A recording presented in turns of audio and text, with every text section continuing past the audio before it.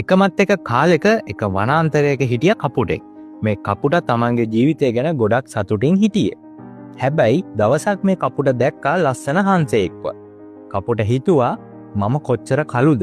හංසයා මොනතරම් සුදුද? එයා වෙන්නේ නැති ලෝකෙ ඉන්න සතුටින්ම ඉන්න කුරුල්ලා කියලා. කපුට හංසයාගෙන් ඒ ගැන ඇහුවා. හංසයා කිව්වා නැහැ මට වඩා පාට දෙකක් තියෙන ගිරව සතුටින් ඇති කියලා. ඉතින් මේ කපුටා ගිරව හොයාගෙන ගියා.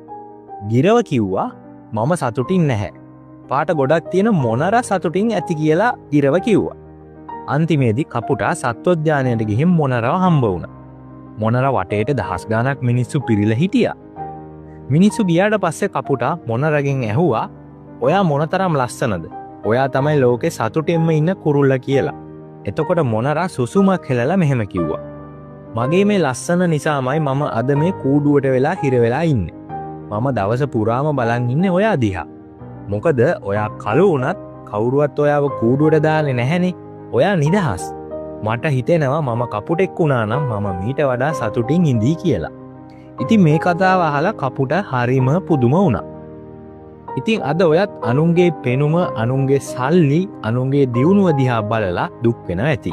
හැබැයි මතක තියාගන්න ඔයා දකින්නේ ඒ අයගේ ජීවිතේ පිටතින් පේන පින්තූරය විතරයි. ඒ හැම ලස්සනක්ම ඇතුලේ ඔයා නොදකින ලොකු හිරගෙවල් තියෙන්න පුළුවන්. ඒ නිසා ඔයා වීම ගැන සතුටු වෙන්න. ඔයාට තියෙන නිදහස අගය කරන්න.